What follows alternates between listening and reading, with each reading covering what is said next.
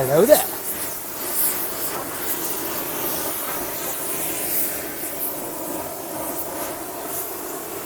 Remember, actually have your part ready to go in.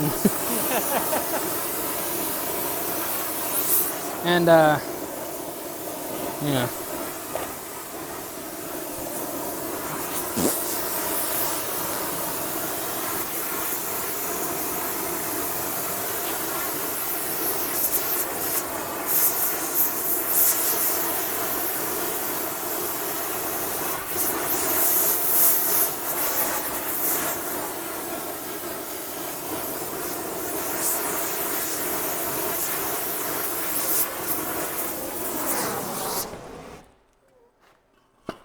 Just whoop.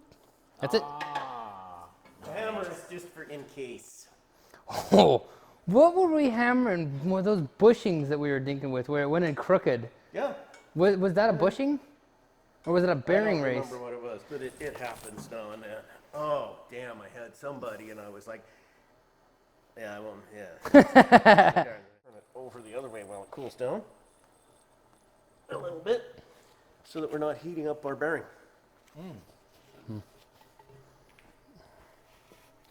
And then we put it in lathe. The lathe. Snug. One of the things with doing this, when you'll put an indicator on here and you'll straighten the tube out. One of the things you do is you want to make sure that a drift works good, that you're tapping on the solid part. You can tap on the tubing even, but you don't want to tap on the tubing out here where you're denting or bending your tubing. Not good for it, huh? It's just not the best plan. It can work. I mean, Yeah, my drive shaft's a prime example of a bent drive shaft, or dented drive shaft working just fine. It just had a ding right in there, and I accidentally cut off the side that didn't have the ding. And luckily, I was able to trim away enough of it because I cut it like way oversized. How far out do we want it? The indicator? yeah, right up close, just so you're on the tubing. She's now moving.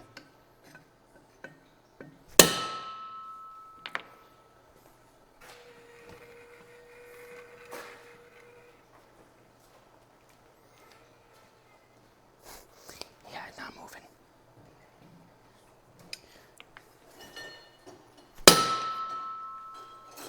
She don't like it.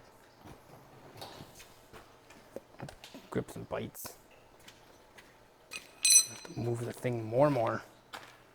Did it move? No, just move this thing more. Because it's going to be in the way. That's minus.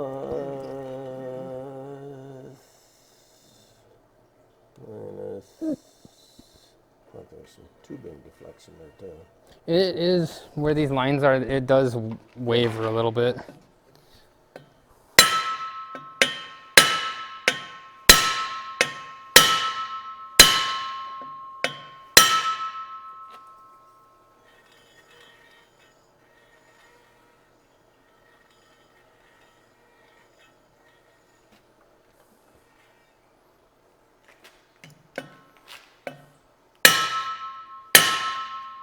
Oops, too much. That's what you were saying you didn't want to do earlier. Oh,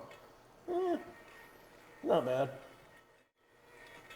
What's our tolerance on this? 5 is perfect, 10 is good. We got our lowest spot, which this is where it's good to mark our lowest spot. It ain't so much for the tapping as for when we go to weld. It's nice to know, okay, we have a low spot, but it's just kind of a low spot. A high bump, kind of a high area. Is this opposite that? Yeah, we have sort of a high opposite the other. Because what you want to do is you want to try and weld as fast as you can for your welds on here to make this go. You tack weld, tack weld, tack weld, tack weld. You do 4 of them, but you do your very first tack weld, which is going to do some pulling before you get to the second tack weld. After that, once you've got 2 of them in there, it holds more. The second aren't as important, but you tack weld your high one first because it's going to pull just a little bit. And then after your 4 tack welds cool off, then you come back and you check and see where you're at. And as long as it's good, then you weld it in the 4 sections. What flavor of welder do we want? I like the stick 332. Okay. If you like the wire, you could do it with wire. I was gonna That's got to be trimmed down.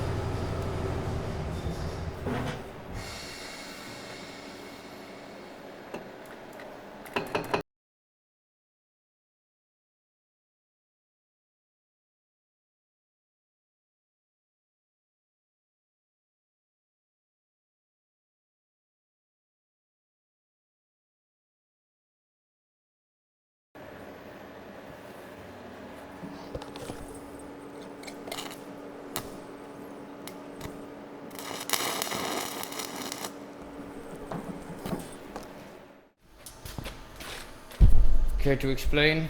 Yeah. So what we got going on here is we're lining up our U-joints. They are supposed to be lined up within 3 degrees, which is not too hard to do, but if you totally ignore it, then you don't have it within 3 degrees. And of course, like all kinds of things, closer is better. When your U-joints run, your shaft in the middle is actually not running at a consistent speed. The angle between the two causes a consistent speed coming in to speed up and slow down the middle shaft, and then as long as your angles match, the other one does just the opposite so that your output comes with a consistent speed. So we have got a block underneath the U-joint clip yoke down there. We've got one underneath this one. We don't do these every day, so we don't have a really fancy setup. We will pull this yoke away. We've got it wedged so it's about the right height, and I will warm it up, and then Austin will come in and hold it and push it together. You hold here. Right Right there. Trying to keep it from turning. Just that. Just the, yeah, I guess that'll work. But it's just the centerpiece is all we're worried about. Fisher. Is that what we're going to heat that up?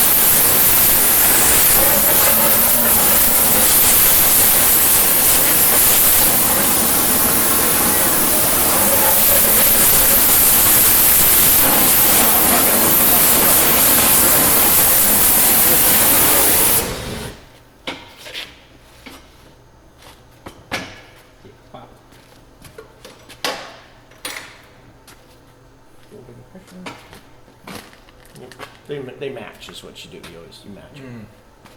The ones that are on the actual shaft match. Okay, so I'm dialing in the second yoke here. The other side's all welded up and happy and ready to rock and roll. So I am here going to line this thing up and then weld this side here. It's nice and cool now. So what I've got going on here is I am finding the low spot, setting my 0, and then we bring it around. A little bit of discrepancy here. I think this, yeah, that's the seam in the pipe, so it's got a little bit of a bump to it. But it appears this is our high spot. So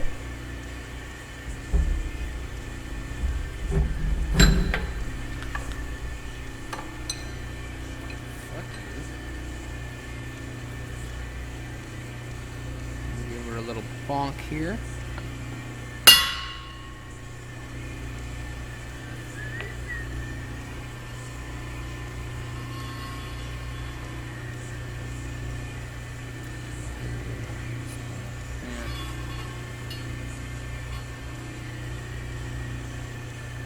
So I think I may have gone a little too heavy with it.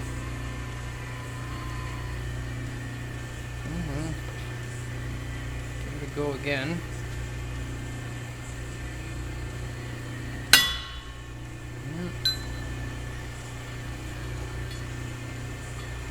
That's closer. Well, maybe not.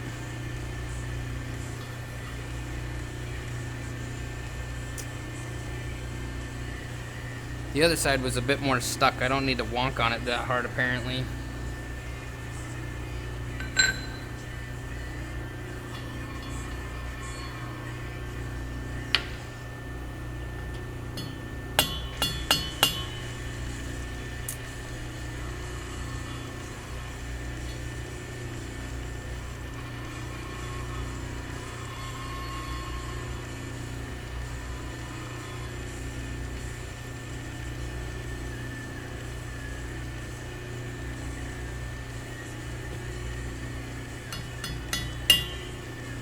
Oh, I think I went the wrong way there.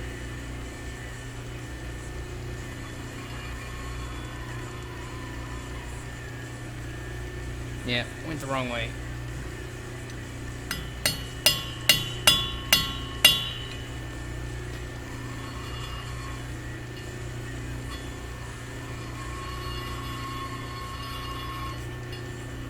But I'm going to say that's actually good. So, when it wobbles like this, the pipe isn't perfectly round. If you look at it, you can see the little lines. Like, right here's a line, here's a line. There's just a bunch of, it's from the rollers pushing it through, you know, so it's not perfectly round. If we wanted it perfectly round, we'd have to turn it. But we're not going to do that because it doesn't matter in this particular application. So,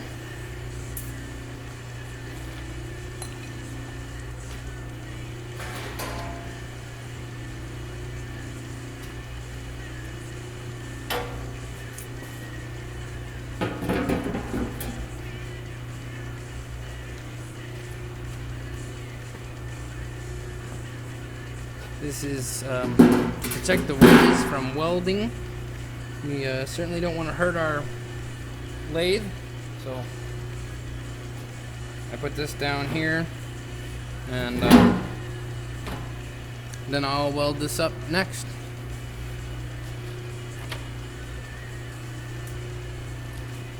Actually, I forgot, I wanted to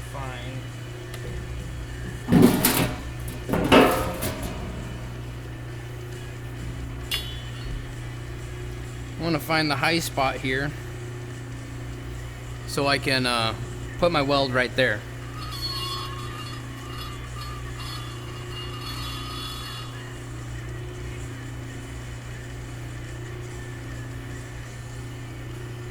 That's where I'll put my first. Got that.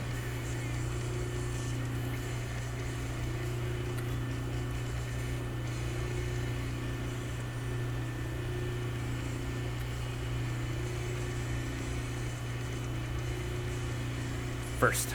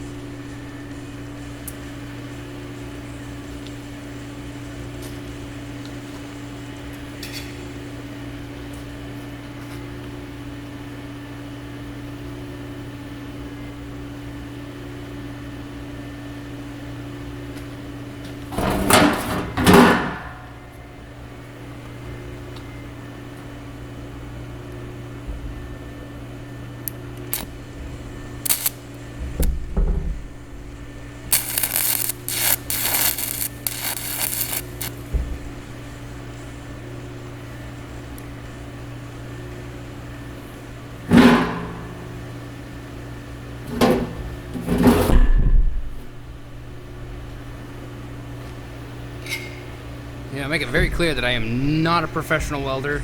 I know how to weld enough to make it strong. It's not the most beautiful thing in the world, but I can weld for function, not for beauty.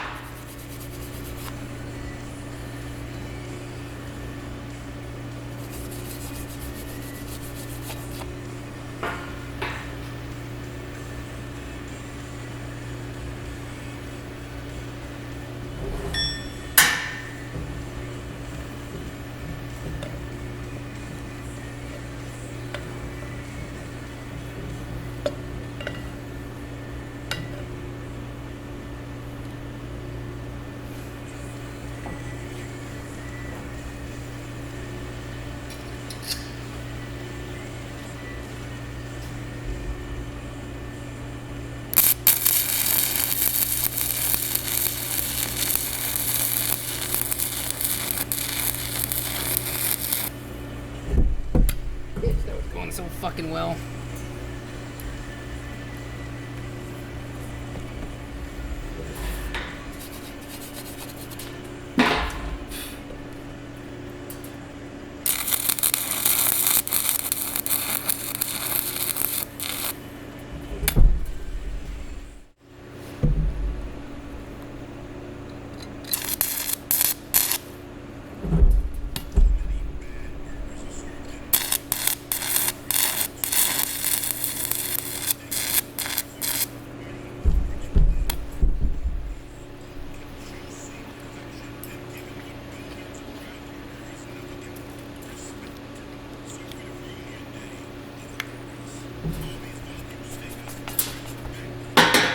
Wagyu.